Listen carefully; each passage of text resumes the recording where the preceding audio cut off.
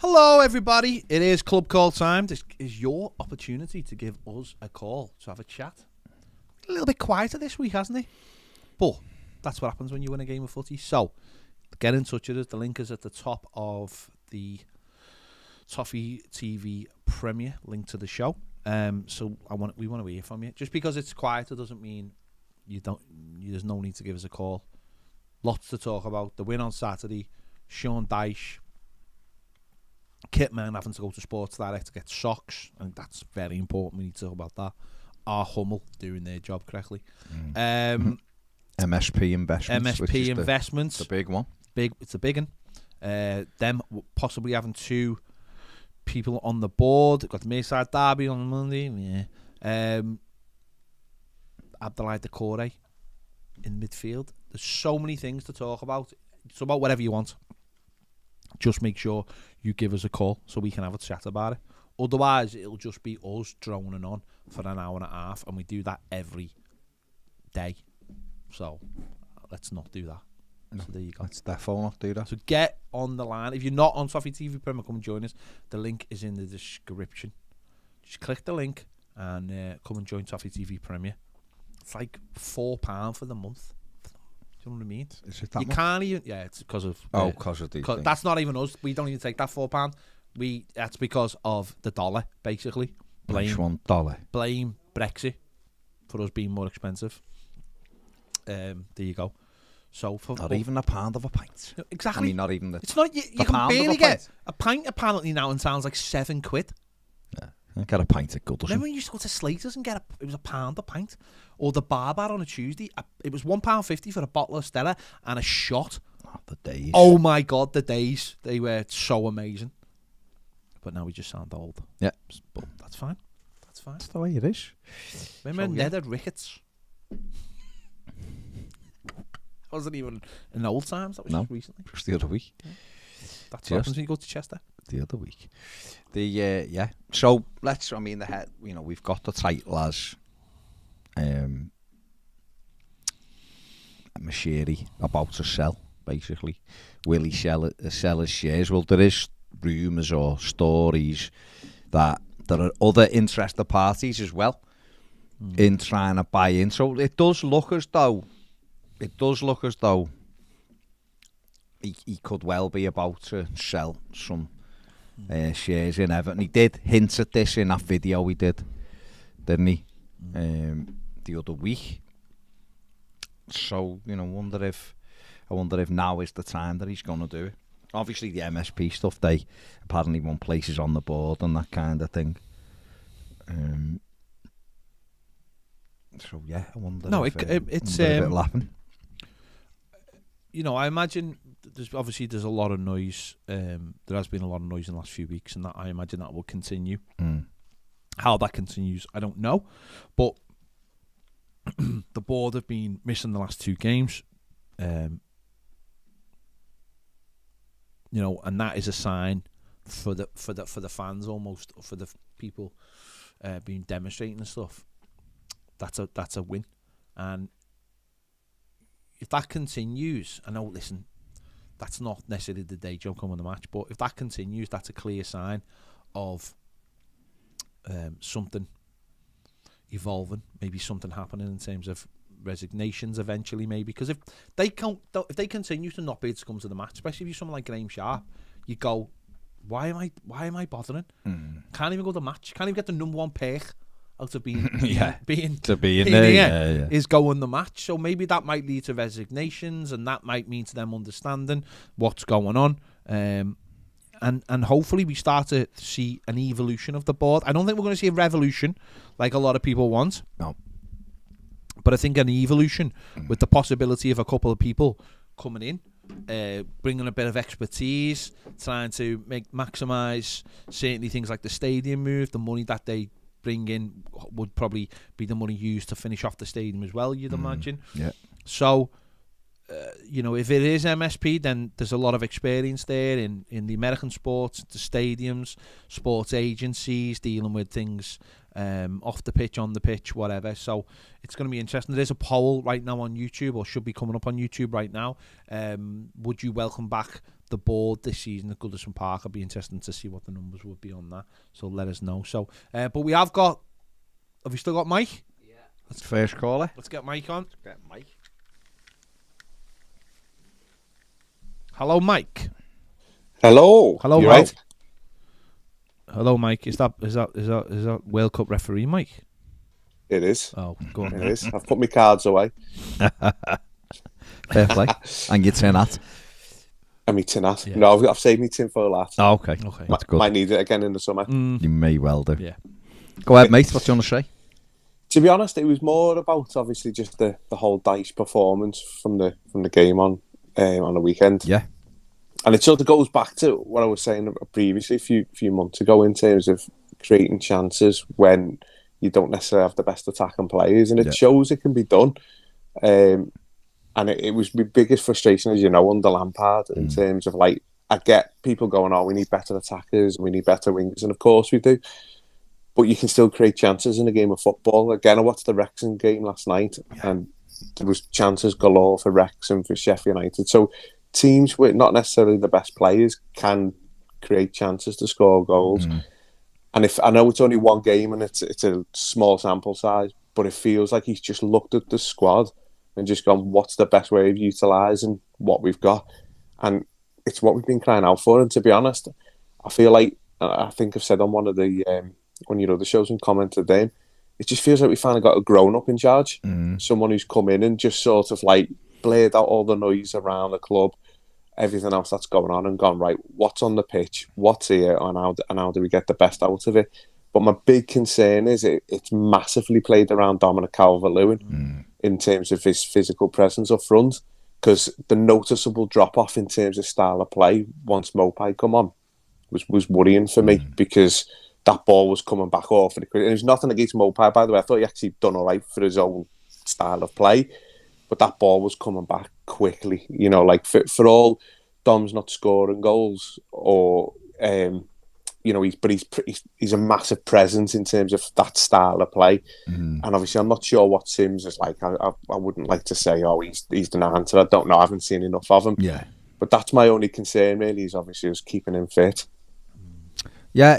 No, you do make good points, and I think you're right. I think I've said this a few times, is that yes, we all know we need. This is I said it a few times on here when people, we just haven't got any goals, and saying, yeah, but you can create a way of playing that creates you chances, and then it's up to people to step in. In an ideal world, you know, when you're talking about we've got to get better and got to get better at this, that, and the other, we absolutely have. And some teams have got the ability to score 100 goals in a season. Well, we're not talking about that right now. We're just talking about getting enough goals. And you're right, I got in from the overlap thing last night, and Wrexham were on, so sat down and watched that. And late on, they're still having chances and looking a threat all the time. And they're a National League team playing against a championship side. Though, isn't it? So it's all about that stuff. It's, if you get people in a box, you get the right ball into the right area, you'll get opportunities and you'll score goals. And that's what Everton have to do. And yes, you know, we want to get to the summer and we want to get 3 or 4 better attacking players into that squad as well and bring people on. But I don't think you'll get any disagreements off us, Mike, is that it is all tacked around Dominic Calvert-Lewin. And you know, if he was to get another injury, it'd be terrifying, the fact that we wouldn't have that threat up front. Yeah, and this is where I think we are going to have to accept that more instances like Saturday will happen, where he'll have to come off, regardless of what the situation is. On Saturday, he was coming off at 0-0, never mind at 1-0. Just so happened that we scored the goal. Mopai was stripping, and so we're going to have to accept it, aren't we? That if the manager feels, or if he's always literally in the red zone and all that kind of thing, then he's going to have to come off until maybe they figure something out. And you just hope that we can figure a few things out, maybe a different way of playing, or get Ellis Sims slightly more up to speed. You know, we spoke earlier on, I think the live show we did on Toffee TV Premier, where someone from Sunderland had said, you know, the attributes you're all looking for, he hasn't got them. You know, he scored goals, but the attributes you need, he just doesn't have them. And I think anyone who's, you know, again, you get this thing where you see a player scoring goals or someone doing well, and you instantly think they deserve a chance. I think me and Ned were talking yesterday. We were doing our loan roundup, and we were talking about Lewis Dobbin. And he's saying, Derby County scored 5 at the weekend, and Lewis Dobbin didn't get one. He's a wide forward, and I remember last year around the Hull Cup game, people were desperate for him to play. Desperate, because he'd scored a few goals for the under-21s, or under-23s it was then.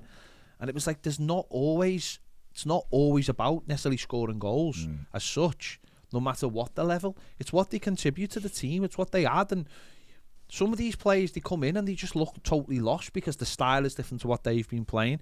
So a challenge for Sean Dyche in the upcoming weeks and months is to try and get Ellis Sims playing in a style that mirrors Dominic Calvert-Lewin, because that's all you can do. You've got to harness them, haven't you? Mopai, a lot of people asked after the weekend, why did he bring Mopai on? It's like, well, no, he's a senior professional footballer, and he is the backup striker as we speak. Now, a lot of it, he is.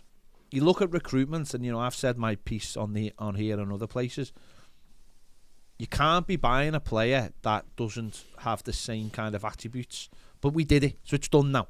Now we have to work out a way how to get the best of what Mopai does to fit in to the best of what Dominic Calvert-Lewin does when we need him. And if that means that there's a secondary plan for when he comes on and everyone suddenly, don't know, Decore maybe comes, like, or Onana, when we go long, they take the position up as the highest player in the pitch and Mopai drops in just for that one moment. Things like that. That's up to the manager to work out, because there is no natural fit for Dominic Calvert-Lewin. And the other side of it is we just hope that they manage Dominic Calvert-Lewin right. And as I said before, if it means that Dominic Calvert-Lewin comes off after 60 minutes in a game because he's felt something, he's got to know that he can do that. And he's got to be honest with himself and say, I've just felt something, I'm off. And on Saturday, he went over to the bench before, and then they got Mopai. And I think what's important about that as well, us as fans understand that. And we don't get on his back. We don't get on his back. Because there's too much of this thing of like, he's, words are used and I won't use them because they're derogatory to not just him but other people. Words are used about Dom, and it's not on, I don't think. There's a difference between players who are injury prone because they're lazy or because they have bad habits in dietary and all the rest of it. I don't think Dom is that person. I just think he's got... I don't think Yerry Mean is that person. I just think this has just happened. Maybe it's because he's put too much muscle on, but he'll say he's put muscle on to become the striker he is. We just have to accept that if he goes off after half an hour, no one should be blaming the kid. They should be like, actually, if he might be saving us, because if he stays on for 5 more minutes, makes one sprint and something pops, then he's gone. Let's hope that Dom can ride through this situation. But on your other points, Mike, yeah, absolutely. Sean Dyche has been there now. Knows he's got that experience. Maybe Frank Lampard just didn't know how to do that.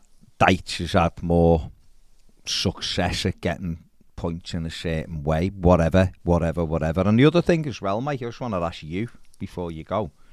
Do you think, because I know, we spoke about Dyche when you're in the studio and all that, do you think there's more to get out of Dyche rather than just maybe the pigeonhole that people put him in?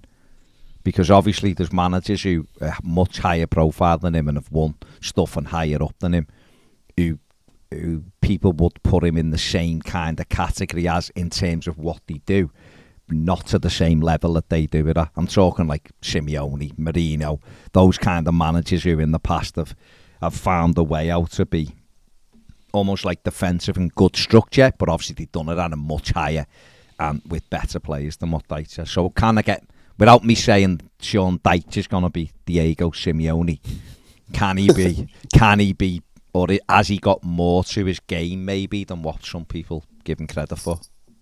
Well, it's hard to know, isn't it? Because obviously in his 9-10 years coaching, he's not had the ability to be able to demonstrate that. Yeah. What I would say is, in terms of his style of play, just naturally adding better footballers into that will create something slightly, a slightly different dynamic on the pitch. I feel like his style of play, though, in terms of what everyone sort of moans about and whatnot, I'll be honest, and I said to you, and we sort of disagreed slightly, hadn't it, was I find it quite exciting myself personally. His style of football, I don't mind it. I'm not into all this pass. It doesn't excite me personally. No, that's. I also feel like to get Goodison behind the team, it needs to be a bit faster paced, a little bit more direct, a little bit sort of harder tackles, and seeing the effort and seeing the work rate.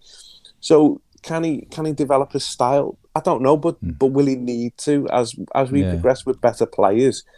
Will that style almost naturally progress just by having better footballers in it? Because they did play some good stuff at times, didn't he, on Saturday? At times. But they did. They've got good footballers in midfield. You know, you've got Onana, you've got Decore, Garner, you've got Iwobi getting on the ball. McNeil had a good game as well, didn't he? McNeil had a great game, to be fair to him. Worked really hard. Yeah.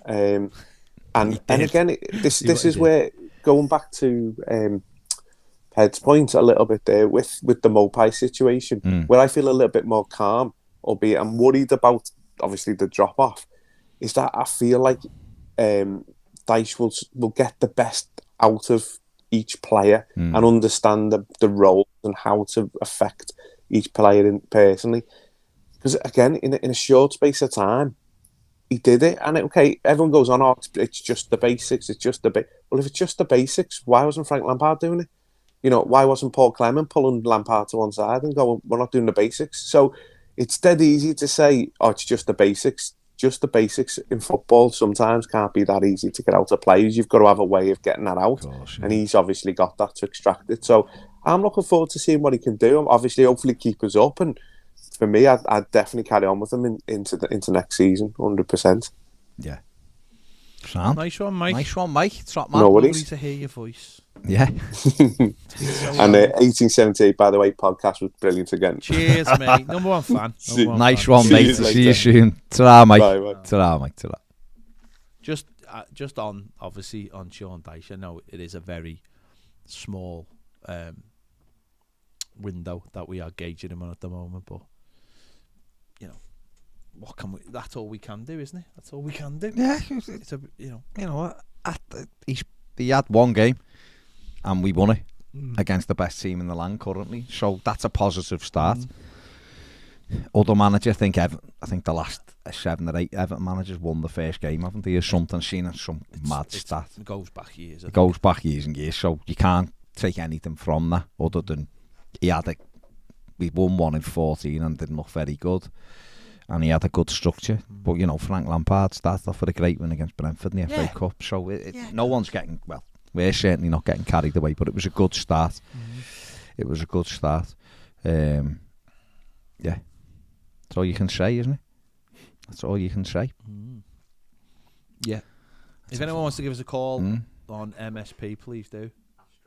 We got Astro. We got Astro, okay. Go on, Let's go straight to the... I mean, you could have put him on the thing up there, so we knew. But so it would have been like dead slick and stuff. Nick, are you there? Oh, I'm here. I gotta firstly got a bone to pick with y'all. Okay. Before we get into the good stuff. How are you going to have a podcast about Apollo 11 and you're actually going to leave the guy who's worked with the manned spaceflight detachment, got the patch to prove it? You understand? How y'all going to leave me out of that? I'm going to tell you right now, is hurt. It's hurt my feelings. Boy. And it came up again today. It did. Baz couldn't help himself. He had to bring it up again today. Because Bush wasn't on it last week. The thing about it is, Nick, right? If we wanted informed opinion, we would never have started Toffee TV. So, fair play. We can't, you can't, if you're going to talk about, things that may have not have happened, or, in a jovial kind of, you can't go to a guy who knows astronauts, do you know what I mean? Because you take it personally. I could literally phone my mate who works for NASA at Cape, and is based in... based over there, Pasadena, works in the Jet Propulsion Lab at NASA. But how would he know? Oh, yeah, JPL. Oh, yeah. No, but how would he know if he'd been because you don't believe. Well, how old's Nick? Nick wasn't on the moon, was he? I'm 44. There you go. So you definitely You're a wasn't. young man, Nick. You're a young man. You weren't around, son. So pipe. None of us were. None of us were, which is my point. It didn't happen. But that's a different podcast, Nick. And also I'll say, because other people are saying, oh, can I be a guest on? No, you can't. No, Sorry, you can't. we love you, but you can't. You can be a guest on anything else. A guest on it, just anything. not that. That's just not that one. That's a special It's podcast. It's a closed shop. It is a closed shop. Closed shop. It's a click. No, All it of is. those words. It is. Yeah. It's a But specialised that's it. podcast. Special. You know, but It's good but to you're know. on this one, and this we've come to you for informed views right now, Yeah. and some kind of wrestling statements if well- you want to, whatever. Off you go. The floor is yours. Yeah.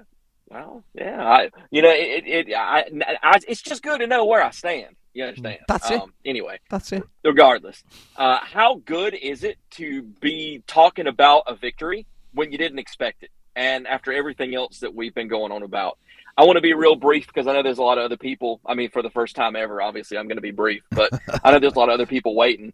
I want to say that, like, it's very, very important as a professional to start as you intend to carry on. And I've been very encouraged by some of the things that I've seen indicated that Sean Dyche has done as he has come in and taken over the reins at Everton Football Club. Part of my job has been to go into failing organizations that have a very demanding mission and assess failure. And one of the things that you do when you get to the bottom of assessing failure is very simple. You have to conduct a climate survey. And Sean Dyche did that when he had the questionnaire submitted to all the players. Said, I don't want you to put your name on it. It's going to be anonymous. And to get that kind of honest feedback from the individuals, that is going to be very, very useful in figuring out the root problems that you need to address to get the club back on the track to success, and to do it in a way that allows them to be honest and open and not face any kind of judgment or punitive, situation. I think it was an absolute masterstroke for him to go in and do that, because so much of taking charge of a situation like that is not just demanding, but commanding respect. And you treat people with respect, you're 9 out of 10 times more likely to get it back. And getting their opinions, and that facilitates those players buying into what he's doing. And once you get people buying into what you're doing, the chance that it's going to end up being a successful situation just starts multiplying. And you see the obviously training is much more intense. It seems to be much more involved and more thorough. And I'm not saying anything negative about Frank Lampard, because I'm very grateful for the fact that he was able to keep us up last year and unite us in a very divisive time. I can only say that I am very excited and I'm very encouraged by everything that I've seen so far. I think that he's boiled it down to the lowest common denominator. He's told them what he expects them to do, and he's let them go out on the pitch and do it. Now, we just got to replicate that as much as we can to varying levels of success between now and the end of the season, and I think we're going to be just fine. I mean, just got to go out and play a game of football. That's all we got to do Monday. You just got to go out and you've got to win those battles. You got to be aggressive and you got to beat the man in front of you. Yeah. It doesn't matter what their shirt is. It doesn't matter what team they play for. You go out and you beat your man. You go out and you beat your man. You create the space. You manipulate the situation, and you create scoring chances, and you defend resolutely. And I think, like, he's boiled it down to that. It was so incredible to watch that performance on Saturday. Ped said it in his match reaction. He never felt scared watching that match. I never felt worried. I just sat there and watched this, and I'm like, what's this strange feeling of calmness that I have washing over me right now? And I'm really excited, and I feel like, without getting too far ahead of myself, the opportunity exists for him to be a really great fit for the football club. And for me, it's all about calling out the board and what they could do better. All right. And then the 90 minutes those lads are playing, we back the team. All right. And we question the regime, and we push for positive change at Everton Football Club from the pitch up to the boardroom.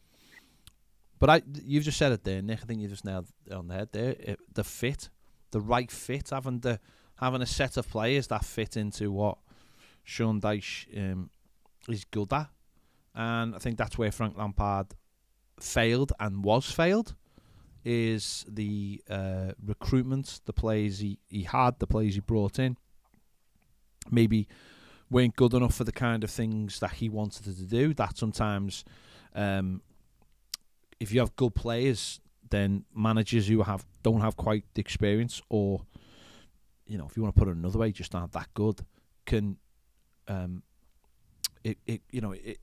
it masks a lot of things. And I just don't think this team's good enough to play the way Frank Lampard wanted them to, or whatever, whether it's instructional or whatever. And I just think Sean Dyche probably just fits the scenario a lot better. He can probably get through to these players a lot easier by keeping things a lot simple. You have to listen to him. I've listened to a lot of like the podcasts he's done and stuff like that. He's a very, very simple, non-fussy kind of person. He seems to he doesn't ask for too much. He doesn't get bogged down in too much. He just, he's gone out there and he's obviously reset everything. I listened to something he said, but he said when he was under pressure at Burnley, he'd say, if I was sacked, what would a new manager do to change things? And then trying that. Do you know what I mean? To see if that worked, just going back to basics. And the questionnaire thing is that's a big part of the things he's done in the past. He said, I'll ask players. You don't have meetings. He said he doesn't even have leaders. Mm. He doesn't have leaders because he says, well, what does that say to the other players? Mm. So he doesn't even have leaders. He doesn't have a leadership group that some people have. He said he doesn't even have them because he says that might make other people feel alienated. So sure. He just looks at the situation. If he needs to go over and have a chat, he said he'll just go over and have a chat with them in their ear. Nothing big, not call them into the office and sit down. He just has a chat with them. And I think that's exactly what we need at the moment. And as a kid, not getting ahead of myself in terms of because it's only one game, and I'm just talking in general. I think we need very much a back to basics, simple thing. And I think what you can say about Frank Lampard was he came into the club last season and it took him a month to recognise that this team was not good enough to play the way he wanted to play. And then this season, he did exactly the same thing because he got 3 midfielders. He suddenly thought we were going to be a team that passed it out from the back and everything was going to be great, and it's not. And he just didn't realise, and it took him till, he had a formation they played against Crystal Palace, and then he scrapped it. And then we got a result at Man City, and then the next game, he never played the same team against Brighton when he probably should have, because they're a very, very good team. So similar. This is a guy who had the solution at times and then decided to throw the solution away, to go back to... He always went back to what he thought, and that's what got him the sack in the end. His way of doing things did not work, and he changed it now and again, and it worked, and then he'd go away from it. So, we've got a guy now who's simplifying it for everybody, and hopefully that gets through to the players, and hopefully that galvanizes the whole group. Listen, if you're a cook, you got to cook with the ingredients you got, okay? If you got cat food, you ain't coming up with filet mignon, okay? I mean, it's just not going to happen. You have to operate inside the framework that exists. And the players are the players that you have, and the club is what it is at the moment. And what he did was he took the parts and pieces that were available to him, and he built something that beat the best team in the league. Okay? And I'm going to say this. Arsenal, it's not like they didn't show up. They showed up. They got their asses kicked. Okay? And I love the fact, forget all this pass from the back. I want you to attack and get after their ass. Okay? And that's what he did. And it was great to watch that. I felt like this visceral reconnection with the viewing of Everton that I haven't had in months. And it was just wicked exciting. And you're never as good as you think you are when you're winning, and you're never as bad as you worry that you are after a loss. And I want to temper my expectations, but it's just, don't take it for granted. We're actually getting to have a positive and exciting conversation after a thrilling victory at Goodison Park. That hadn't happened in over 100 days. So I want to soak that up. And I just want to say, great content. You guys are kicking ass with both feet, and I appreciate it. And, awesome stuff. If you're not on Premier, spend that money. Do it. Content's worth it times 10. So nice one, Nick. Thank you, Nick. Top man, mate. Take care. Cheers. Cheers, later, guys. See you later. Bye. Bye. Good man. Oh, he's right, isn't he, Sean Dyche? Obviously, to get them to do what he wanted to do in 5 days. You know, we were talking about cramming 5 weeks into 5 days and a pre-season almost. It was impressive, but it was. you've got to follow it up. It was a great start. No one's getting carried away, I don't think, and we have to follow that up as well. Matty Bush says, with City's situation, it's got me bricking it. I reckon it's Chelsea and us next, however long it takes the Prem to handle it. I think there's others before us near the top. I think what you've got to remember is with the City situation, this has took 4 or 5 years to put together this case, and I think the lengths they've gone to hide the the allegations against them. They've gone to extraordinary feats. I don't think smacking USM on the side of a building says to me that Everton were doing much to hide the situation. Listen, I don't know. I'm not a lawyer. Couldn't sit here. But what I do know is that in terms of the rules for USM, if that's what we're talking about, because there's clearly no attachments to Usmanov to Everton Football Club. They just aren't, because if they were, we'd know about it. You know what I mean? But USM, Fard Moshiri, went below, I think, the 10% threshold of owning a company in USM to make sure that Everton weren't punished for it. We've had allegations thrown at us in the past about this. Daily Mail have wrote stuff. You know, we've been on the FFP naughty step for a couple of years, so it's not like the Premier League aren't already keeping a close eye on what we do. I don't really see this. I don't really see it being an issue right now. And if it is an issue, it might be an issue that comes around in a while. And if it does become an issue, I can't even see it being a massive issue. Might be a massive slap on the wrist. What Manchester City are alleged to have done is huge. Absolutely huge. There is just allegation after allegation after allegation. 114 charges. It's multiple things that consist different things. I mean, there's stuff like, you know, paying your manager from 2 different bank accounts or 2 different companies. I mean, that goes against HMRC. That's, you know, people could be locked up for that. They won't, but you know what I mean? They could be. Like normal average people would be. Yeah, of course. Of course. But what they've done is humongous. And the difference is, again, there's 2 differences. Don't forget, UEFA took them to court for this, and it literally ran out of time. And their lawyers, they've got the richest, they've got the best QC in the gaff, haven't they? Like, literally, the fella just sits there with his Man City bath phone, waiting for it to go off. And they've got the best, and those people tie it up. The difference with this one is, number one, these can't be timed out. And number 2, it can't go to the Court of Arbitration because it is the Premier League. Now, whether anything comes from it... Can go to an appeal.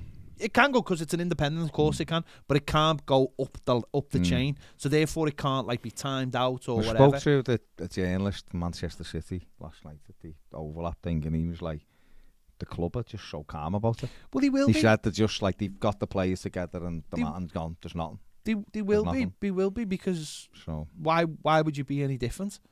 If you've broke the rules, you've already broken them. Done. You've got the success of it. So yeah, I don't think this is coming. And also, you're talking 3, 4, 5 years before this gets sorted anyway. So you know, it's not like they concocted a kit deal. Don't run it to the books, is it? That's all I'm going to say. Right, we've got Alex. Yeah, let's do it.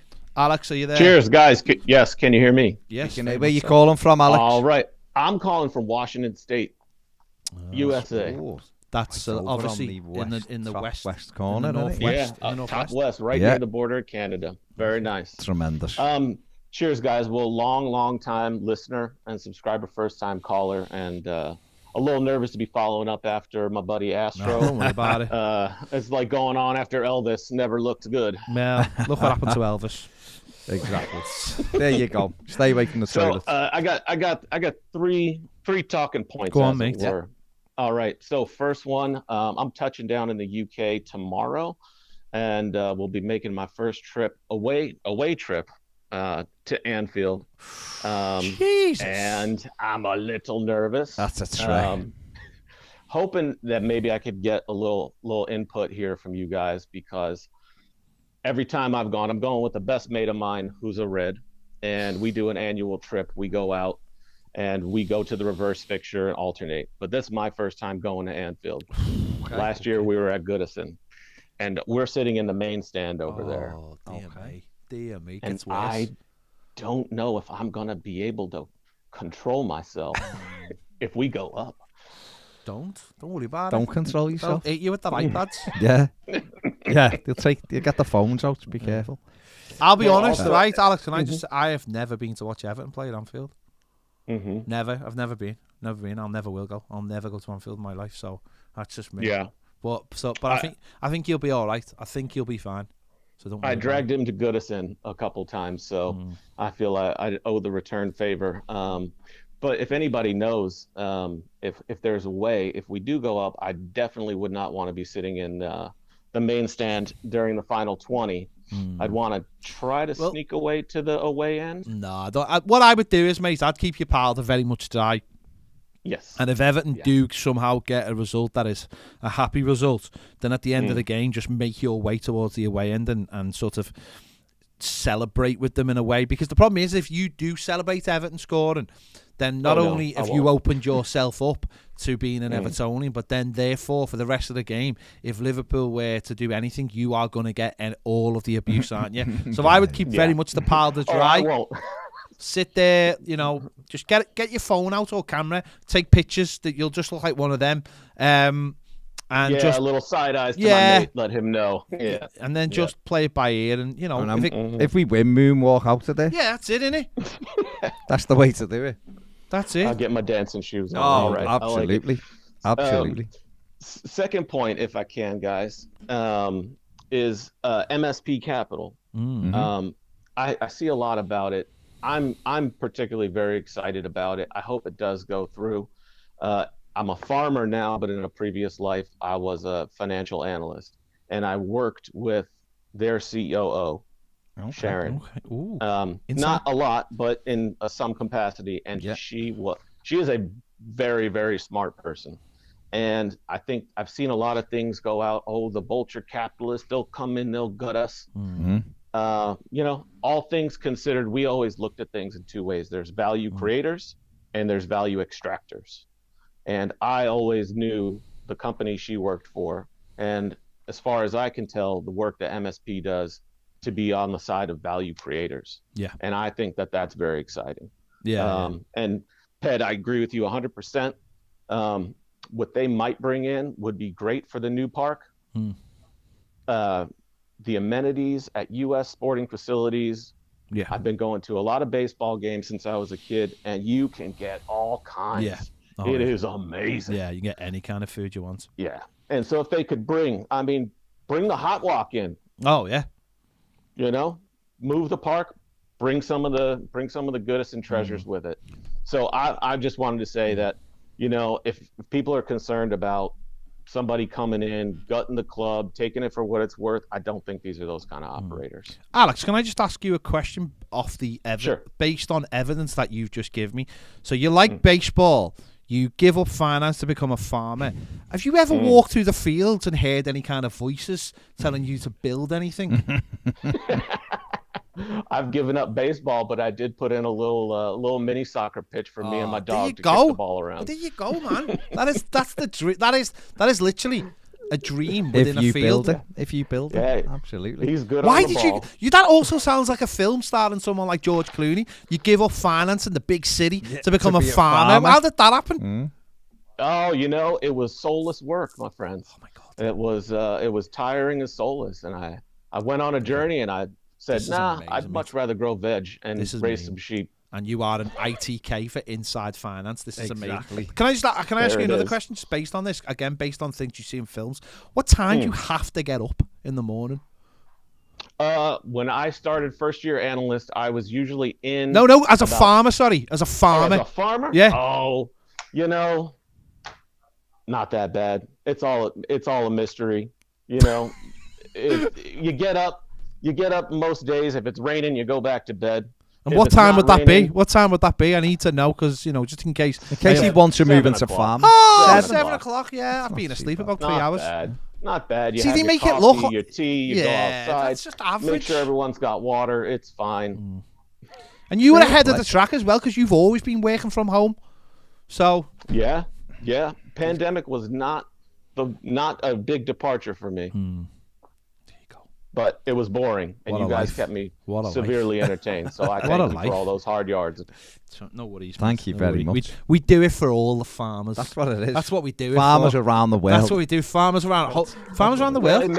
it makes watching every game really easy for me too. I haven't missed one in maybe 6 years, so Yeah. There you go. that's good. That is tremendous. And then one other thing. Yeah. Is there a way for me to get a mailing address for you guys? Because I have a care package I'd like to ship from when I'm over there. Well, yeah, aren't you coming over? I know.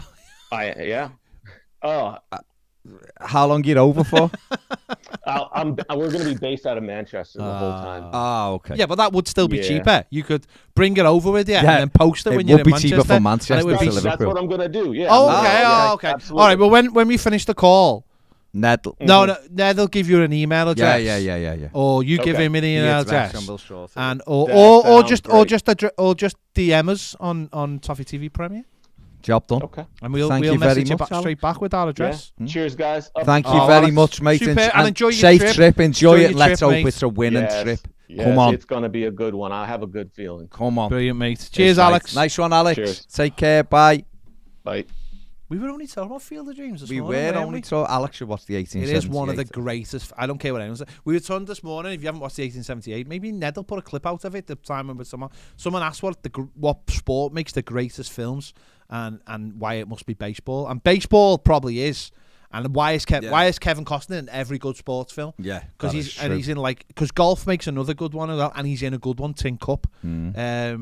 But you've got like Field. And he's in draft day. I know he's in draft day, but that's American football. No, but He's in draft day. Literally just mentioned Field of Dreams, golf, Tin Cup, and then you've also got like Moneyball, which is one of the greatest films of all time. I don't care what anyone says. We don't care. It's amazing. It's absolutely amazing. Film. But yeah, it's sports that like you take a turn in seem to make good films because you can almost like slow it down. Yeah. Because they never get it right with football. You just see the feet dribbling and they go past 18 players and it's just like. And fellas are jumping past them and never seen. And then when they go to kick the ball, they're about 3 yards out and they kick it as hard as they can. And the keeper goes. It's awful. Yeah. If you watch, I told you this, haven't I, before? The eye player, something like Jamie Johnson, Belter, because they actually do play football. But was it as good as Jossie's Giants? It's you know what? It's probably not because we were a kid. What about watch it with Zach, the best thing? It's up there. Obviously, we Some know great this. situations in The it. best- That's just from Martin Edwards who said. I said situation, and then goes Can you? So the fella can't even speak. Can't even write decent English. So you need to look at yourself, man. But obviously, the best one is Dream Team because they took the Everton 1999 side, basically coloured in the kit purple and kept on having to bring in strikers who were remarkably resemblant of Kevin Campbell. Every striker they brought in was basically a Kevin Campbell look like. Use the clips. That's what I'm saying. And they had Don Hutch sliding it through. There you go. Incredible. Matthew Bush says we've been banging on for our players to get back to basics because they've not been doing the basics for the last few years. And now they have. So there you go. Kazuri says Godfrey to start over Coleman against Liverpool. Can't see it. I But can't see, but you never know. I have just done. They are quick. I have just done a show for the Redmen, and they think they'll target James Coleman because of the pace. Basically also because their midfield's terrible, and they don't. Oddly, like they don't see.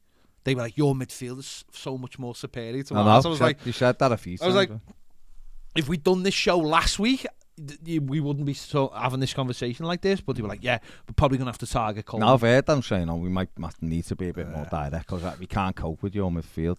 Russell Jones says, before we get pat on, hello from Blue Nose in South Africa. So, hello from South Africa, Russell. Hope you are doing well. Yeah. Right, we've got Pat on the line. Are you there, Pat? Yes. Hey, how you doing, guys? I'm all right. All right. That was an excellent win, Dyche, showing that there is elegance and simplicity. It's not, rocket science, but it's also had some complexity to it, even amongst that simplicity. We had 3 different levels we were going for. I don't remember ever us pushing our center backs up like that to press after we had kicked it long. I don't remember that many people around Dom or around Mope at the end being able to get that second ball, because there was always Onana, Decore, McNeil, and Iwobi all able to collect on second balls.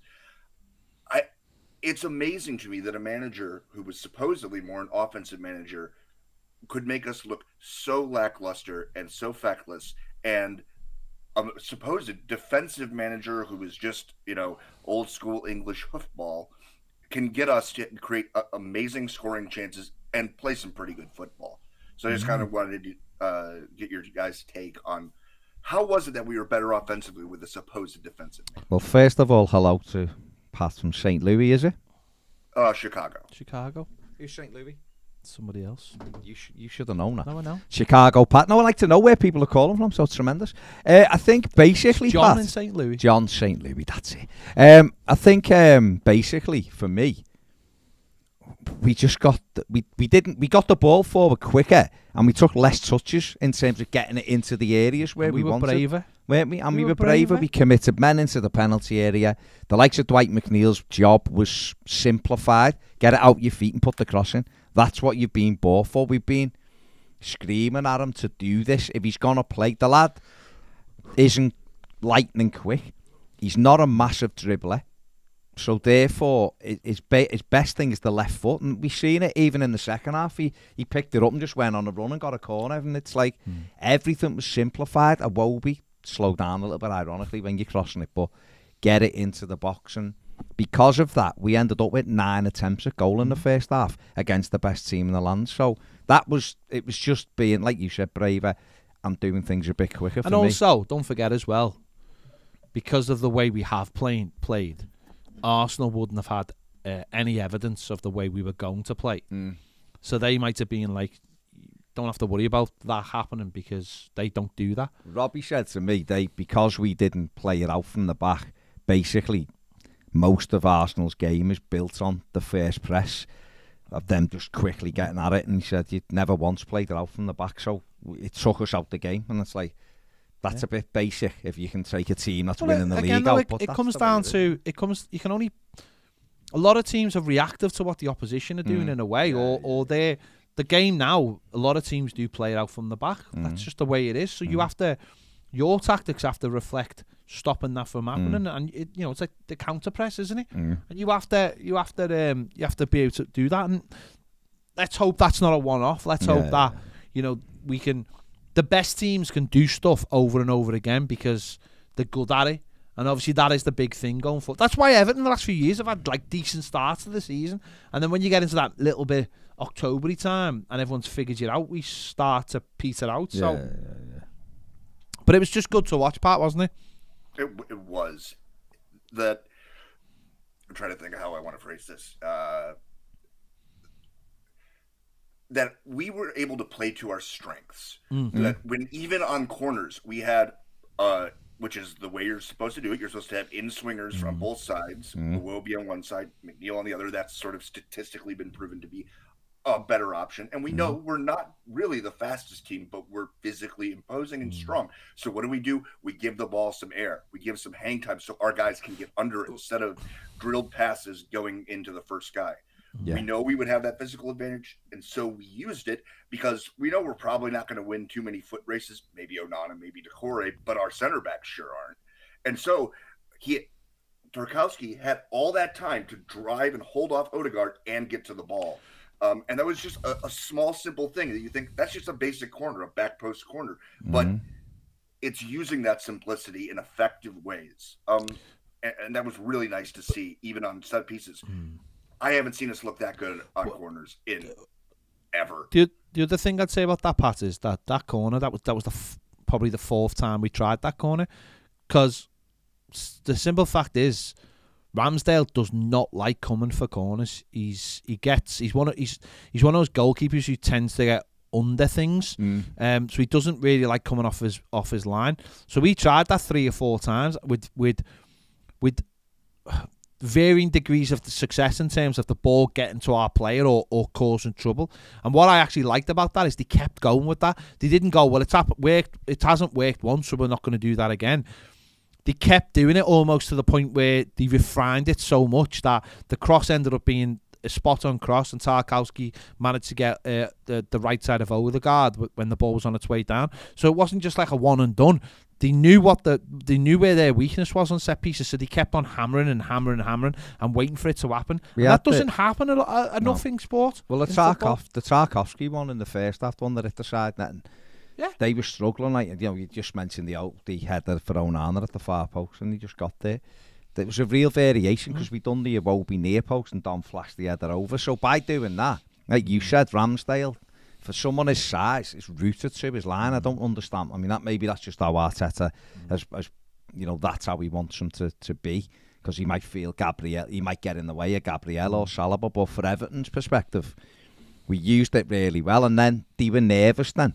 So obviously when Tarkowski scores, and then you get another corner there on it, because we did almost make it 2-0. Ramsdale flapped at another corner and he smuggled it away, and when it come back in, it was offside. Yeah. And that's what Everton have to do. They've got to start being a threat. The big, we've been saying all season. Is it the last 3 home games, though? We have actually scored off set pieces, haven't we? Yeah. So which is a huge thing, isn't it? So we've got to keep that going, haven't we now? And that's where we are, isn't it? That's where we are.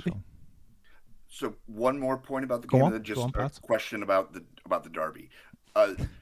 When in the masterclass, Dyche is talking about how you don't take clubs out of someone's bag, like he would talk about with Kieran Trippier.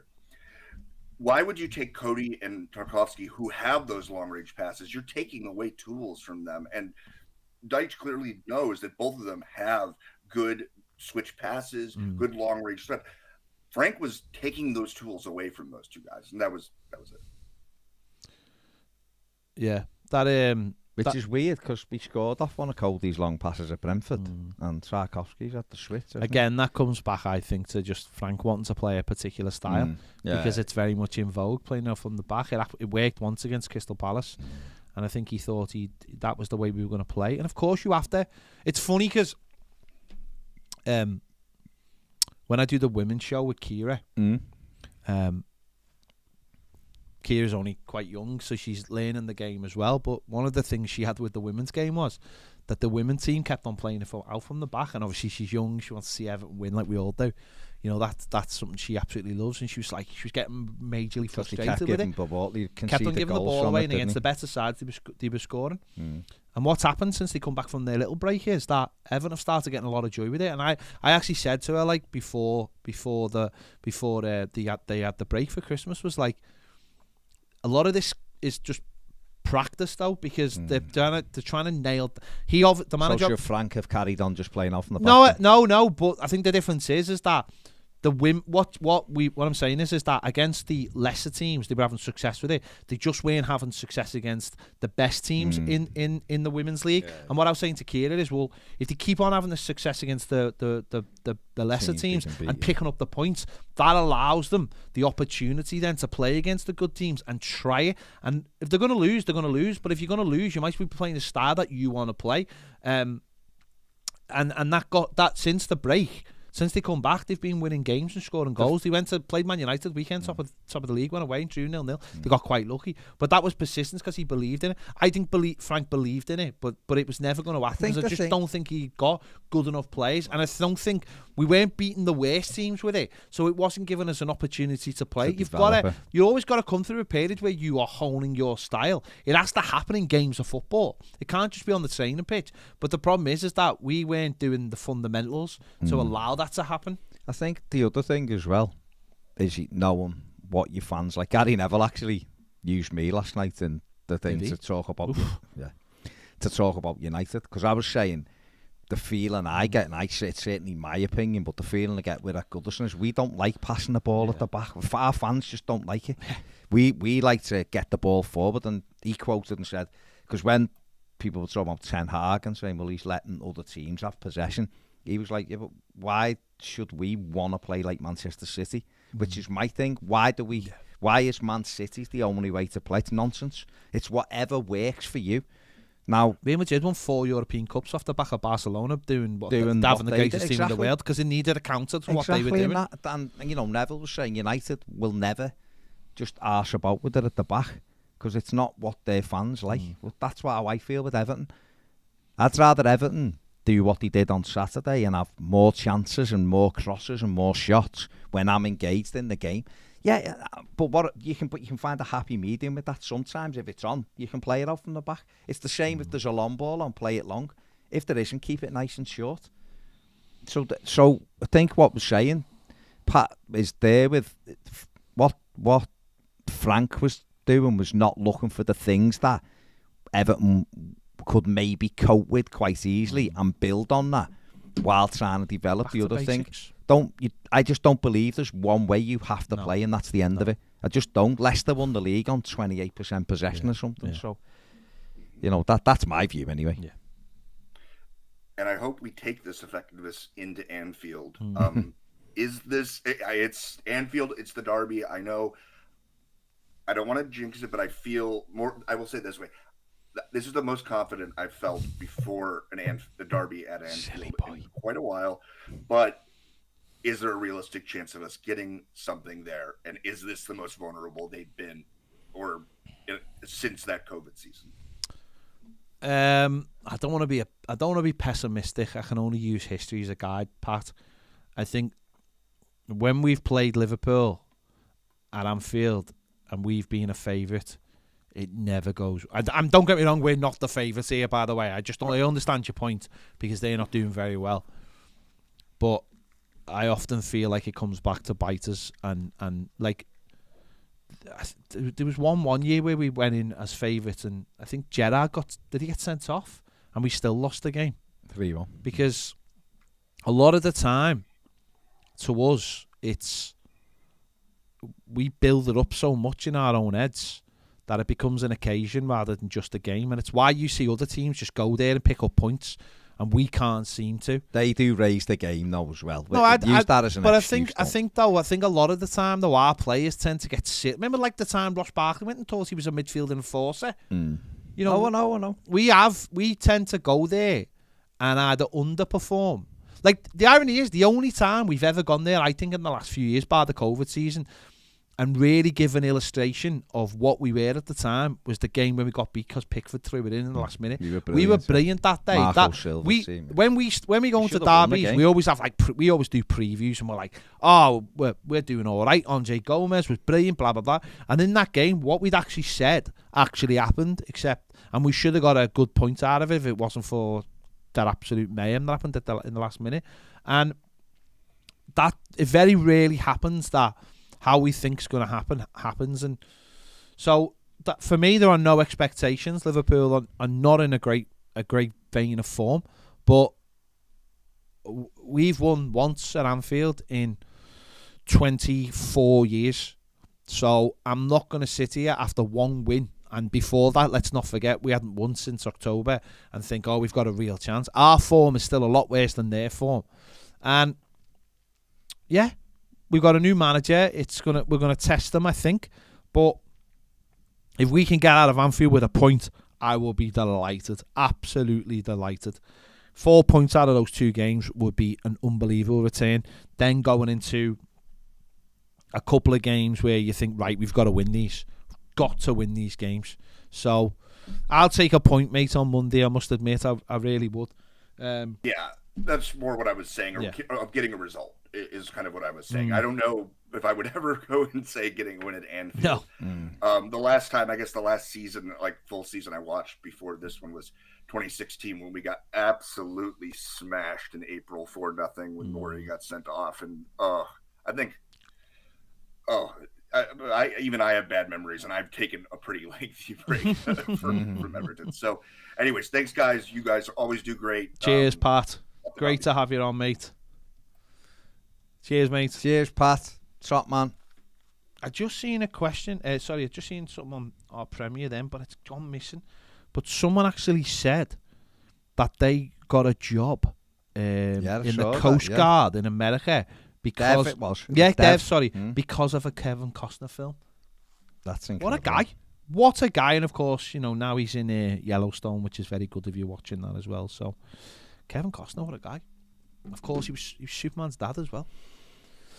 There you go. You see? Incredible. And he was also a bodyguard.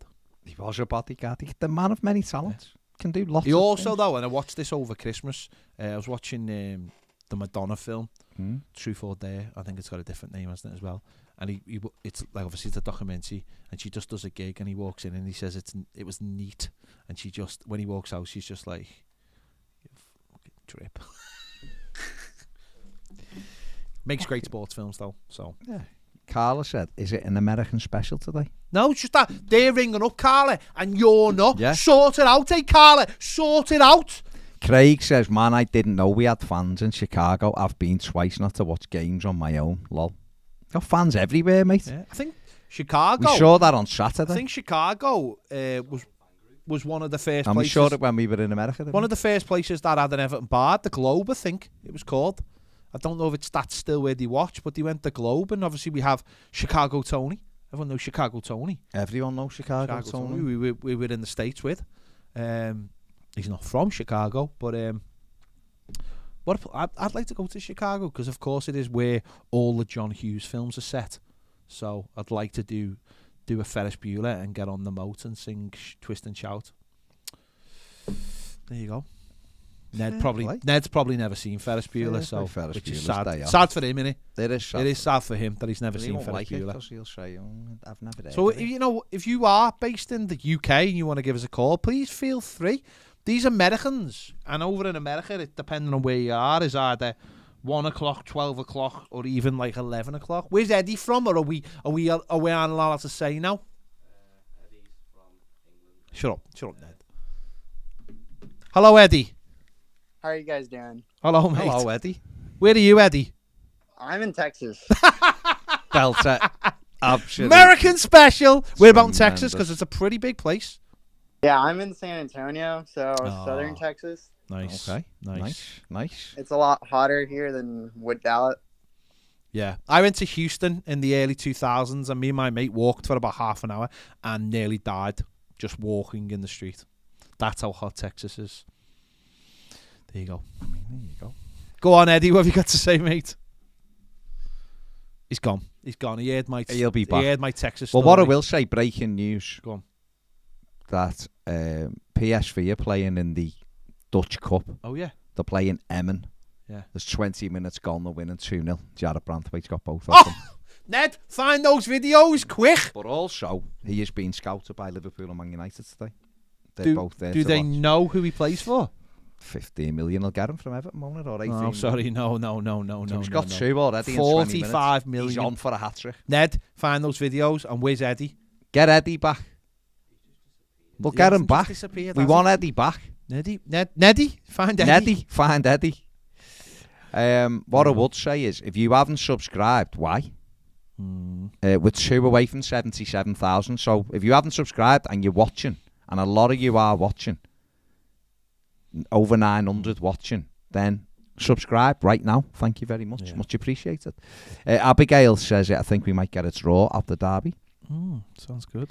Listen, we may well do. They are, We Liverpool need one more person to subscribe for 77,000. now. Come on. Liverpool aren't in great form. Here's Eddie. Eddie's Eddie's back. back. Oh, Eddie's back. Go on, Eddie. Go ahead, Eddie. Oh, Go on. Take it how are away, you guys mate. doing? Go on, mate. We're all good. Go on, Ed. So, my thing is like with the new potential like investment that's happening to the club. Mm-hmm. I really hope it goes through, just because at least in the rumors I keep seeing, the chance of having 2 extra board members will go like a long way, especially with the issues we're having with the board. Absolutely. Do you guys like expect this to happen anytime soon, or do you think they're waiting until like the end of the season to see how, like, if we stay up or if we don't? Well, listen, the report on this was the one in the Mirror. It was from like last week, and I don't know why it resurfaced overnight, but it did. But then speaking to some people who work within the financial world, they believe or claim that this is something that is pretty close, and I can only go from what they're saying. And again, listen, it's financial stuff. I mean, how long does it take to sell a house? Do you know what I mean? It's like, Yeah, that's you know fair, what I yeah. mean? It's like, it's these things are massively complicated. There's a massive amount of money involved. There's so much that could happen in between, and I don't know how long it would take. It might take to see for Everton. It doesn't even matter, I suppose, because in a way, there's nothing really going on now. You know, in terms of there'll be a lot of like planning for for next season and stuff, and then planning for like the stadium in 18 months. But most of the major decisions have been made. We've got a manager. We can't sign anyone else. So this could take till the summer, and as long as it gets done, I don't think it really matters. It'd be great for us for as fans, because then we could go, change is happening, we can see it, but for the club, I think these things take as long as they take. I mean, obviously, the downside to that is that if it falls through or anything like that, then you're starting again, aren't you? And you're looking for new people, and you've got to woo new people and all that. So let's hope these people are really interested. Let's hope that they really want to get on, because there is that thing of sometimes with these things that it's our side that are trying to convince them. I really hope this is a situation where they're trying to convince us. And that might make it easier, because if they can convince us through their expertise and their experience, then it should be a no-brainer, really. You know, we'll get money, they'll get shares, and we'll get two new board members. That should hopefully be quite straightforward. But if it's the flip side, if it's us trying to convince them, then I think that's when worries might start to appear. And so it'll be interesting. Sure. It could take its time. If it gets confirmed, it could still take time till the summer. Who knows? But because a lot of these things, though, they're like the iceberg, aren't they? You don't see most of it. You just see the tip of it. Hopefully, we're hearing about it now because it's nearly done. That's what you'd like to hope.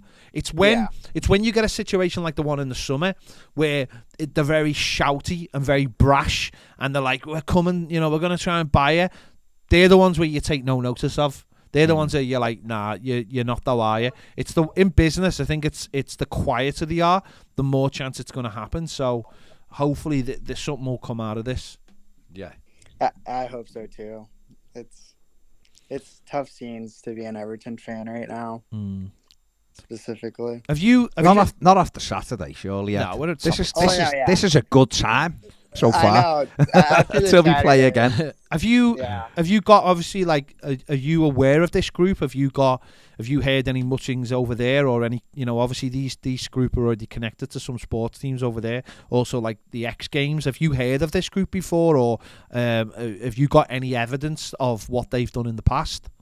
Sadly, I haven't. I haven't been. I didn't have the chance to look into more about like what they are or where they've worked. But I just like the fact that if they do come in, it seems, at least by what the papers say, that they want to be part of it more. Like they want to be more involved, which is something I feel the club needs right now, specifically. Yeah. Let's hope if they come in and they've got good advice and they know how to make money for the sports clubs and stuff that they're involved in. They're obviously involved in 4 teams already in across Europe. They're involved with McLaren, Formula 1. They're involved. They bought the X Games off Disney, which is a pretty big thing as well. So they've obviously got money. They've obviously got expertise. One of the guys who owns it is part of the Phoenix Suns, and they're about to be bought for $4 billion. Although I believe there's other things involved in that which are a little bit in the grey about. But they seem to know what they're doing. So hopefully they can come in and add some expertise that's been sadly lacking from Everton's board. Yeah, for sure. Yeah, this is kind of random, but like, so you guys are from Liverpool, and that's why you guys are Everton fans. I'm guessing that's or it's a family thing. Yeah, absolutely. Yeah. Do you guys find it like odd that like there's a large amount of American fans, or the fact that like we're all over, kind of? No, because I mean I've been the first podcast I started was with an American, and it was for that very sort of reason. I was, I found it not strange. I loved the novelty factor of having Everton fans in America in such a massive place where the game wasn't as big as it is around the world, and I love that. And obviously we've got the links of Tim Howard and Landon Donovan and that's the main reason. And all the other, and this is what's annoyed me in the time since then, that Everton haven't tried harder. I mean, the fact that it still annoys me to this day that we never bought Landon Donovan off LA Galaxy. The returns on that deal would have massively outweighed the 5-6 million we would have paid for it. Especially with Chelsea and what they did. With Pulisic. And what Leeds have obviously bought Americans in now, although they did sack Lampard. Old Jesse Marsh there. But I understand that the Everton have got a massive tradition, and I know a lot of people in America have got funny enough, Pat in Chicago there, I know a lot of people always say to me, Chicago sports teams have got loads in common with Everton. There's so much tradition, but have sort of fallen apart in the last maybe 25 years or something. But it is a lot. So for some people, it's different reasons, but it's nice to see that Everton have gone the last couple of summers, and hopefully that continues. For me, they should be going every year, and they should have gone every year for the last 10 years, because every time we've gone there, we've always got good crowds at good games, and then we stopped going, and we had a fantastic pool of supporters there, and unfortunately, since the games have gone more mainstream, being on NBC, other clubs have been getting obviously larger fan bases, because obviously they've been winning things, but because they've been going over and they've been representing themselves every single year and allowing those fan bases to go and meet and get bigger and all those things that help fan bases. If you're an Evertonian in America and your club's not coming over and you've got to come all the way over here, and that's expensive, that to me is not looking after what is, I think, is a fantastic fan base. And we saw that in the summer when we went over. There was other clubs may have bigger pockets now, but we have got such a hardcore Everton fan base in America now that goes through all the emotions that we go through, because it is hard and it has been tough. Yeah, my hope is that when the new stadium opens, I plan on visiting England that summer. So brilliant. I'm very excited for that. I just hope this, it seems like the stadium will be built, but I always have a little bit of fear. No, honestly, mate, it's there. It's getting built. It's you could throw a pitch on there now if you want. Honestly, it's honestly, by the time we get to the summer, then hopefully the stadium should be completely closed, and it'll all be about doing the internal work then. And hopefully, if this new finance group come in, they'll pave the way. But it would cost more money, I think, to knock down the stadium than it would do to finish it. So. Okay, that's good to hear. Yeah, we'll finish it anyway. Honestly, if Everton said tomorrow we can't finish it, I guarantee it'd be like some kind of reality TV program. We'd all run round and chip in. Yeah. And make sure it was Moshiri's already said. Yeah. Moshiri's already said that he'd sort it. Even if he, and he never lies.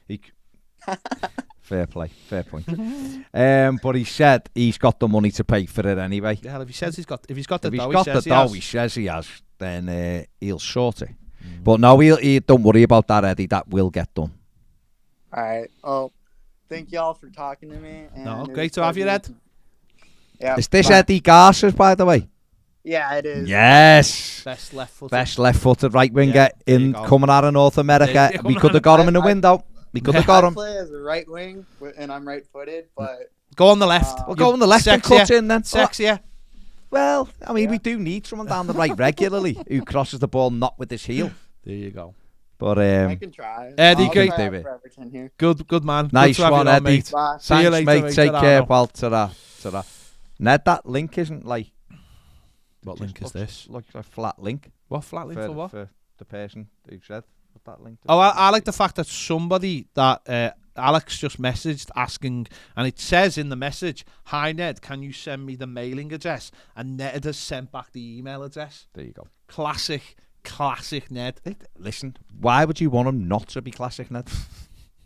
Diet, I mean, I'd there's like lots Diet of reasons Ned. why we'd like normal. Diet Ned, I'd like. Ned, He's not listening. send me a real link And I've just sent you the... so I can send it to somebody. And I've just sent you the Thank you. Jared Brantwaite goal, by the way, as well. Was it a decent one? It was a header. But Okay. It's something to put on the socials, which is literally his job. I've already put that out right now. Oh, you say you have though, but have you really? So why are people retweeting that and not retweeting our version of it then? Nice one, Ned. Nice one, Ned. Why'd you hate the company, Ned? Just The hate company it. that Hate literally that clothe and feed your lizards. My lizards don't work for low. Well, maybe that's where you're going wrong. Anyway, any more callers? No. Why? I'll carry myself on in a sec. So there you go. So Brantwaite's on a brace. It's all good. It's all Good good. stuff. Well, he's on a brace, yeah. He's on a brace. Yeah, sorry, John hat-trick with a brace. Come on, Jazzy. Get your hat-trick before half-time. Knock your price up. I'm not selling it, but we'll knock your price up. Went over to 77,000, so thank you very much for everybody who took up the challenge and subscribed. They're playing Emin. Emin FC and Luke Emin, de yeah. Jong Hmm?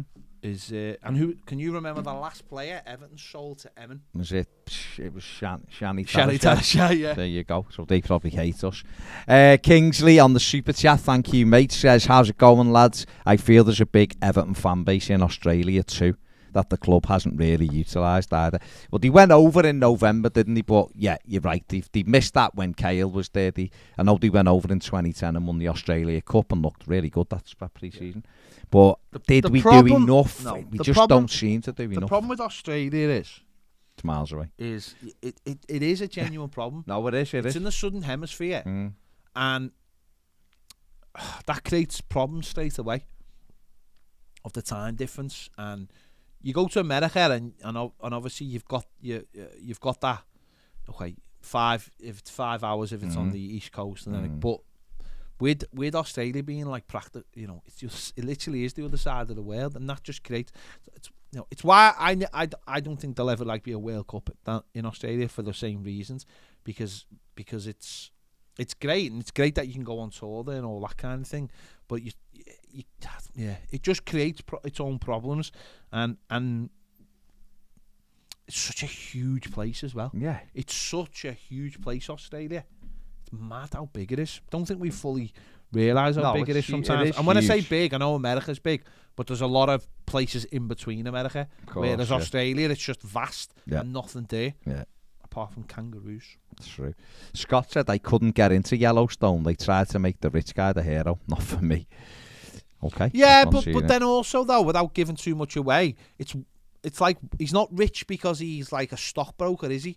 He's rich because his family have been on the land for years and years. I tell you what's a good one's made from the same people who make that is Mayor of Kingstown, which is, oh my God, it's all about gritty. That is proper gritty. That's about a guy who's like a middleman. It's this place, and it's got like loads of prisons in this area, and because there's all the people on the prisons have all like. There's gangs on the outside that provide for him, and he's like the middleman, and he has to like smooth all the problems out. It's Jeffrey Renner, and it's hot. It's like if America was like, if you knew America was like that, you'd never go to America. It's proper horrible. There you go. Ned, give the person permission to join, please. Who's trying to join? Right. No, nowhere to give permission for that link. Okay, Now, why do you hate the channel? I mean, Ned, why do you hate the channel? okay, well, I mean, I'm literally right.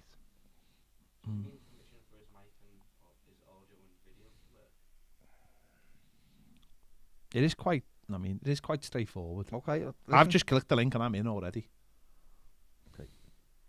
I've sent him that one. So let's see. He clicks that one.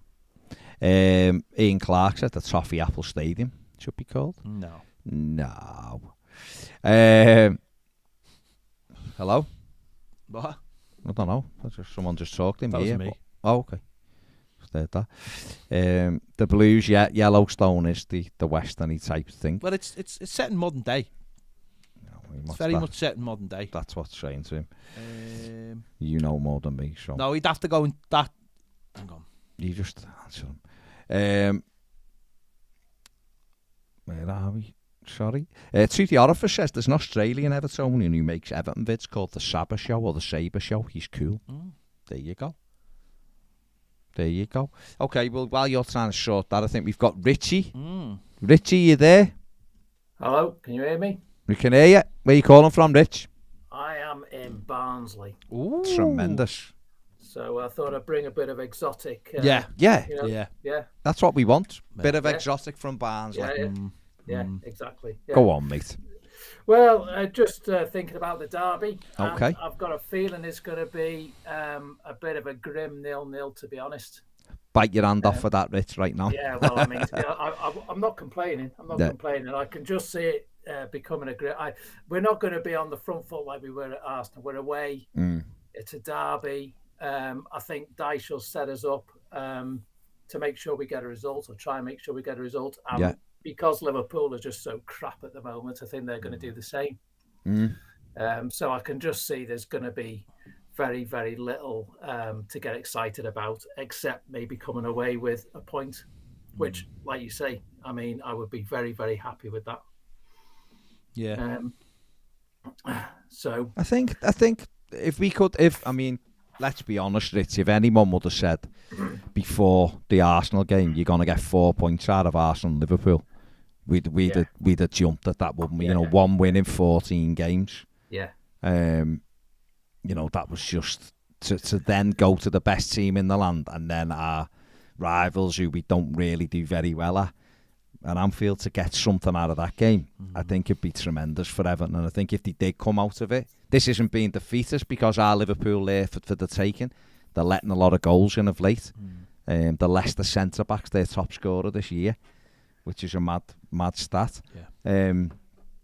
But, you know, if Everton could get out with a point, it's all about trying to build momentum. We then come into 2 home games against Leeds and Aston Villa that are both very winnable. Both difficult games, of course they are, but they're both winnable games with our crowd and all that.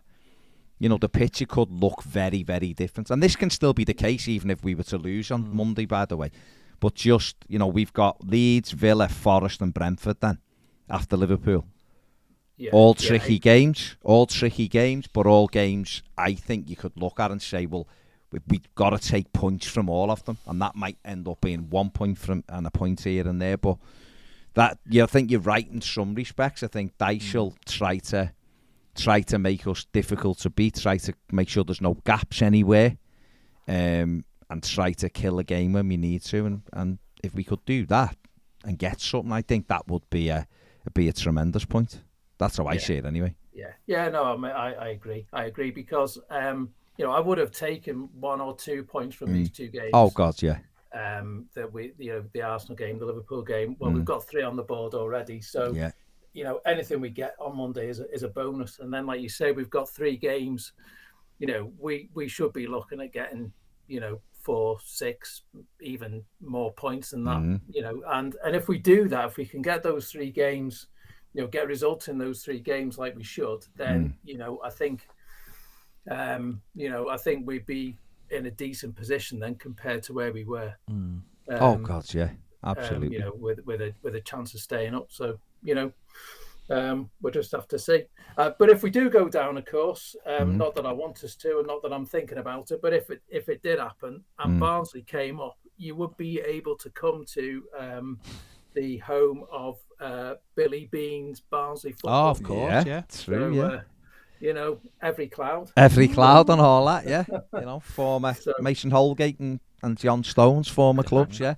The Everton links and Billy Bean is there.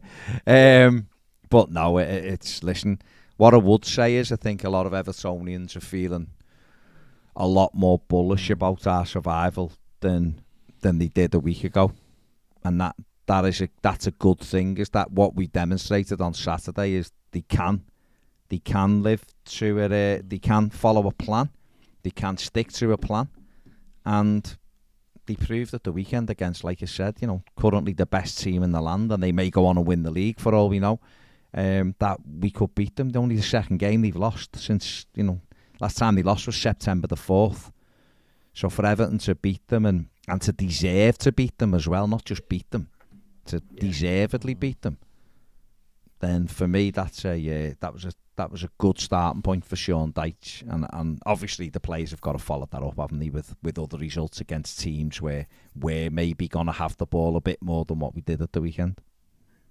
Yeah, that's going to be the test, I think, when there's more expected of us. I think that's going to be where we'll have to improve quite a lot from where we have been. But it's so much of the game is about confidence, isn't it? And if they can get a result on Monday, or even just put in a good performance on Monday, and and have positives to take away from it, then I think that mental side of the game that's been so lacking. They were just gone mentally, and if they can just get some of that back, then that's massive. But you've seen it with the likes of Dwight McNeil at the weekend. That little bit of confidence, and all of a sudden he looked like a useful player. And he who knows, he may come up with a couple of goals, big goals, moving forward. And I think what Everton need to do, and this often one thing leads to the other, they need to get a level of performance week in, week out. And with that, if it's a good level, like you've just said, if Everton play reasonably well against Liverpool and match them on Monday, and even if it went the other way, but they played well, and then they followed that up with another solid, good performance at home, when you start hitting those levels, results tend to follow. So sometimes you'll lose a game, but you'll go, we done all right though, and you look past it. Everyone looks at results, don't they?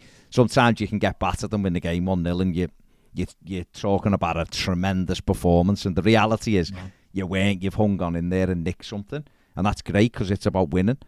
But sometimes, perversely, sometimes in defeat, everything's terrible. We're terrible, he's no good, this is no good. When you actually look back at it and you go, you know what, we actually did all right in that game. We've just made a mistake, or they scored a worldie, or whatever. But the performance is the be all and end all almost, and that's what Everton I feel like need. And this is something I don't think Frank Lampard could do, was create enough performances of a certain level which would have got Everton results. That's how I see it anyway. Yeah. No, I think that's true, and a lot of the time, when we were winning, it was disguising the fact that the performances were not great. So, I think you're right. That level of performance, that if we can build that, then we've got a chance. Absolutely. Feels better than it did last week, mate, doesn't it? That's the big thing. Yeah. Although it's what I call the torture of hope as well. Yeah. So. Absolutely. Yeah. The hope that kills you, right? Yeah, exactly. Fair dude. Nice one, fellas. Anyway, cheers for all cheers, the mate. lads. It's great, and I think it's been said before, but it kind of keeps us all sane. So, so nice one. Thanks nice one. Guys. Great to talk to you, mate. Take care. Ta-ra, mate. Ta-ra. Is that sorted? No. Keeps on doing. Hang on. Okay. Is there any way you can do it with a phone? No. To do it through that, but okay.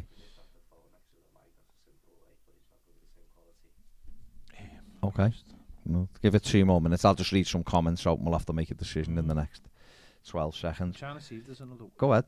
Somewhere else okay. People saying keep the same 11. Yes, for Monday. Christopher says, evening lads, great work as always. Do you think Rondon may come back if it's an option? We just signed for River Plate. So there's no option for that. Kevin Kraft says we can beat Liverpool, Leeds and Villa. Why not? 9 points for us, thanks. Right, listen, that would be tremendous, but why not? Steve Cos says, I'm a new Prem member. Is right, Steve. Exile Scouser in Carlisle. Yes. Thanks for keeping me sane the past few weeks. Steve, thank you. Thanks for joining Premier. He lives in Carlisle, but he was born. Yeah, exactly. Made in Liverpool. Lives in Carlisle, made in Liverpool. So don't forget, Steve, because you are a Premier member, you can call in, can't you? Obviously. Do it. Is it half time? PSV 2, FCM 0. Jared Branthwaite with a brace. So there you go. I mean, no one thought we'd be saying that. Daniel O'Connor says, I actually like the fact all the American boys call in instead of us. Really refreshing hearing their views on the club, and they're usually more positive than us. Haha. Tarkovsky is in Team of the Week on FIFA 23. Tremendous. Paul M says, when's the overlap out? But apparently it's already out. So there you go. John Buchanan says, great point about not revisiting the USA pre-season to build even closer ties. Everton, that. Hopefully with the investment, eh? Well, they have gone the last 2 weeks. So, last 2 seasons.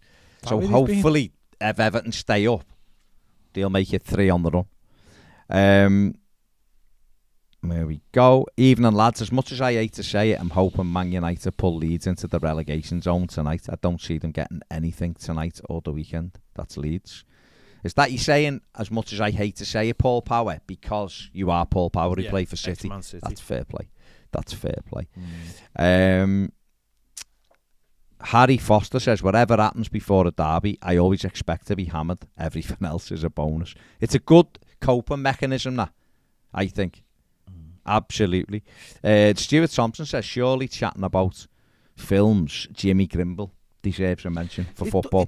It does, and it's one that's being lost. It's one like good. It's not on any like streaming platforms or like I think I've got the DVD for it somewhere, but it's not. It's never on anywhere. It's never shown on like terrestrial TV. It's not on Sky or anything. So I'm. It's been lost to a generation. Yeah, that is weird, isn't it? Jimmy Grimble was a belter. But there you go.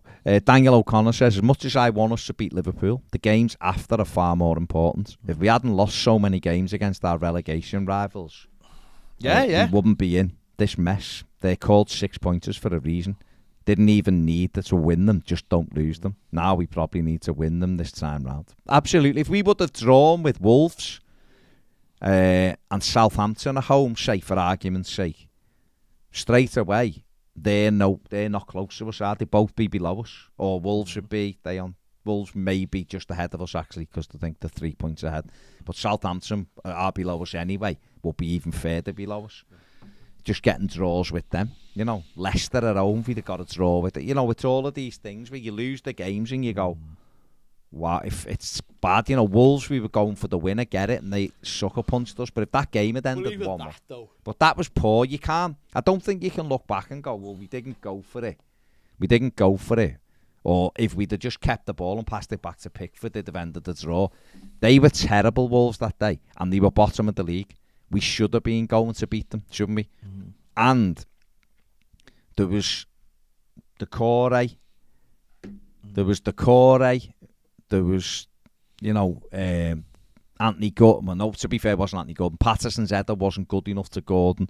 But there was still an opportunity to clear it even when the ball come into our penalty area, and it didn't.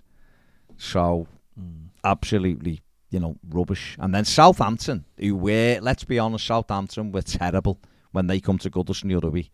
They got out their own half about twice, and Ward-Prowse scored 2 goals, and they beat us. And we didn't ask them any questions. You know, the first half, you sat there at half-time going 2 or 3-0. These have done nothing. They're absolutely done nothing. And they end up winning the game in the second half. And you look at it and go, and you can't, and without getting too much on Frank Lampard, you can't help but feeling if Dyche would have been in charge of both of them games, Everton would have won them safely. Like, I reckon they'd have both ended up 2-0 games or something to Everton. But listen, we are where we are.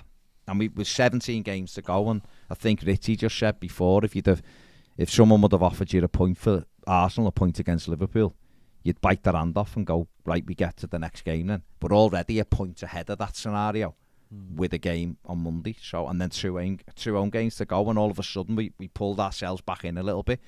Hope if United beat Leeds tonight, that'll help. Hopefully, yeah. And then we've just got to, well, United need to win, don't they? Top 4, you know, so we've just got to do what we do and look at it. I just targeting 6 wins. That's what I'm looking at. 17 games to go, 6 wins. We get to around 36 points, then we'll see whether other teams can get that total as well. There might be, you know, that's 6 wins, 17 games, 6 wins, maybe 2 draws. And then that's still leaving enough room for 9 defeats between now and the end. We need 9 defeats, mate. We need That's 4 points every 3 games.